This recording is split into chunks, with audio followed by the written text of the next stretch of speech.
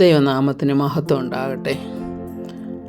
National apostolic മീഡിയയുടെ വചനധ്യാനത്തിലേക്ക്, daily മന്ന എന്ന ഈ പ്രോഗ്രാമിലേക്ക് ക്രിസ്തുയേശുവിൻ്റെ ധന്യനാമത്തിൽ ഏവർക്കും സ്നേഹവന്ദനം.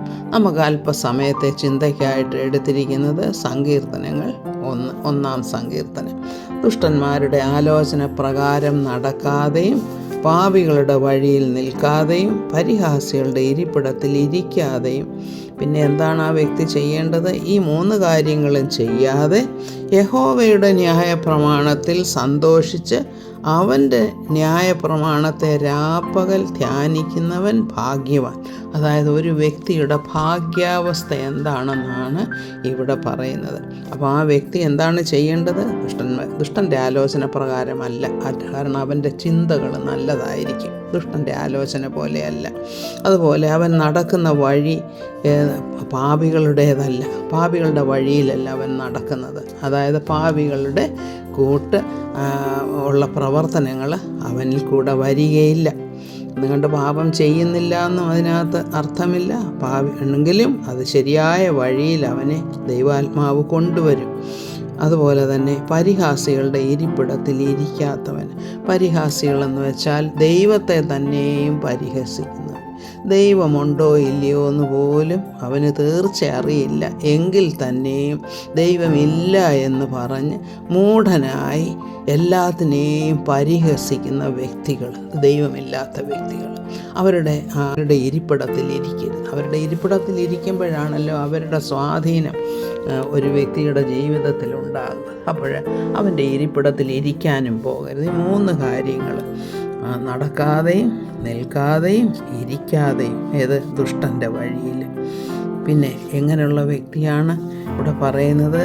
യഹോവയുടെ ന്യായപ്രമാണത്തിൽ സന്തോഷിച്ച് അവൻ്റെ ന്യായപ്രമാണത്തെ രാപ്പകൽ ധ്യാനിക്കുന്നവൻ. എന്താണ് യഹോവയുടെ ന്യായപ്രമാണമെന്ന് വെച്ചാൽ പഴയ നിയമത്തിലെ ന്യായപ്രമാണത്തെക്കുറിച്ചല്ല ഈ പറയുന്നത്. ഇവിടെ യഹോവയുടെ ന്യായപ്രമാണം എന്ന് പറയുമ്പോൾ തിരുവെഴുത്തുകൾ. എന്താണ് തിരുവെഴുത്തുകൾ? തിരുവെഴുത്തുകളെല്ലാം ദൈവശ്വാസീയമാണ്. ദൈവശ്വാസീയമെന്ന് വെച്ചാൽ പരിശുദ്ധാത്മാവിൻ്റെ ഇൻസ്പിറേഷനാൽ മനുഷ്യനിൽ കൂടെ എഴുതപ്പെട്ട വാക്കുകൾ അല്ലെങ്കിൽ വചനങ്ങൾ. ഇതാണ് ദൈവശ്വാസീയമായ തിരുവെഴുത്തുകൾ.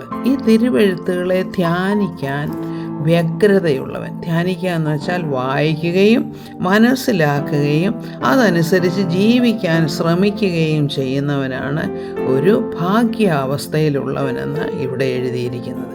ഇനി അവനെക്കുറിച്ച് എന്താണ് പറയുന്നത്? അവൻ ആറ്റരികത്ത് നട്ടിരിക്കുന്ന വൃക്ഷം പോലെയാണ്. എന്താണ് ആറ്റരികത്ത് നട്ടിരിക്കുന്ന വൃക്ഷം എന്ന് വെച്ചാൽ അതിനെപ്പോഴും ആ നനവ് മണ്ണിനുള്ളത് കൊണ്ട് അത് നല്ല പച്ച ഇലകളും നല്ല ഫലങ്ങളും ഒക്കെ ഉണ്ടാകുന്ന ഒരു മനുഷ്യർക്ക് പ്രയോജനമുള്ള ഒരു വൃക്ഷമായിട്ടിരിക്കുന്നത്. അപ്പോൾ കർത്താവ് തന്നെ പറയുന്നത് എന്താണ്? ഒരു വ്യക്തിയെ അവൻ്റെ ഫലത്താൽ അറിയാം. അതായത് ഒരു വൃക്ഷം നല്ലതോ അല്ലയോ എന്ന് നാം അറിയുന്നത് എങ്ങനെയാണ്? ആ വൃക്ഷത്തിൻ്റെ ഫലം മറ്റുള്ളവർക്ക് പ്രയോജനമുള്ളതാണോ എന്നുള്ളതാണ്. അപ്പോൾ ഭാഗ്യാവസ്ഥയിലുള്ള ഒരു വ്യക്തി ദൈവത്തിന് പ്രസാദമുള്ളവരുമായിരിക്കും, മനുഷ്യർക്ക് പ്രയോജനമുള്ളവരുമായിരിക്കും. ഇതാണ് വ്യത്യാസം. നമ്മൾ ദുഷ്ടൻ്റെ ആലോചന പ്രകാരം നടക്കുന്നവൻ പരിഹാസിയൊക്കെയാണെന്ന് നമ്മൾ കണ്ടു. എന്നാൽ ഈ വ്യക്തിയാണെങ്കിൽ മറ്റുള്ളവർക്കൊക്കെയും ഇഷ്ടമുള്ള ഒരു വ്യക്തി, പ്രയോജനമുള്ള ഒരു വ്യക്തി. ഇതാണ് 2 തരത്തിലുള്ള വ്യക്തികളെ ഇവിടെ പറയുന്നത്.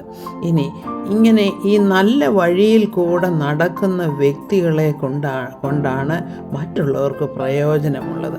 അപ്പോൾ ഈ വഴി എന്താണെന്നും കൂടെ നമ്മൾ ചിന്തിക്കണം. ഈ ഭാഗ്യാവസ്ഥയിലുള്ളവൻ നടക്കുന്ന വഴി, കർത്താവ് എന്താ പറയുന്നത്? ഞാൻ തന്നെ വഴിയും സത്യവും ജീവനുമാകുന്നു. ക്രിസ്തുവിനെ ആരാധിക്കുന്നവർ, ക്രിസ്തുവിൻ്റെ ക്രൂശിൽ വിശ്വസിക്കുന്നവർ, ക്രിസ്തുവിൻ്റെ രക്ഷണീയ പ്രവൃത്തിയിൽ ആശ്രയം വെച്ച് ജീവിതം നയിക്കുന്നവർ, ഇവരാണ് നല്ലവർ, ലോകത്തിനും ദൈവത്തിനും പ്രയോജനമുള്ളവർ. അപ്പോൾ ഈ 2 വഴികൾ, അതായത് ഒന്ന് നാശത്തിലേക്ക് പോകുന്ന വഴി, ഒന്ന് ക്രിസ്തുവാകുന്ന വഴി എന്ന് പറയുമ്പോൾ ജീവനിലേക്കുള്ള വഴി. ക്രിസ്തു ജീവനുമാണെന്ന് നമ്മൾ വചനത്തിൽ വായിക്കുന്നുണ്ടല്ലോ. അപ്പോൾ ഇതാണ് രണ്ട് തരത്തിലുള്ള മനുഷ്യർ ഈ ലോകത്തിലുണ്ടെന്നുള്ളതാണ് ഈ പറയുന്നത്. അപ്പം നാം നടക്കേണ്ടുന്ന വഴി ക്രിസ്തുവിൻ്റെ വഴിയാണ്, ക്രിസ്തുവാകുന്ന വഴിയാണ്. ക്രിസ്തുവാകുന്ന വഴിയിൽ കൂടി നടന്ന് കൂടുതൽ ഫലം കായ്ക്കുവാനും കർത്താവിന് നാമത്തിന് മഹത്വം കരയേറ്റുന്നവരുമായി തീരുവാനായിട്ട് കർത്താവ് നമ്മെ സഹായിക്കട്ടെ എന്ന് പ്രാർത്ഥിക്കുന്നു. എല്ലാവർക്കും എല്ലാ നന്മകളും നേർന്നുകൊണ്ട് ഈ വചനധ്യാനം നാം ഇവിടെ നിർത്തുകയാണ്. കൂടുതലായിട്ട് ചിന്തിക്കുവാനും ഫലം കായ്ക്കുവാനുമായിട്ട് കർത്താവ് നമ്മെ സഹായിക്കട്ടെ എന്ന് പ്രാർത്ഥിക്കുന്നു. സകല മഹത്വവും കർത്താവിന്. ആമേൻ. Praise the Lord.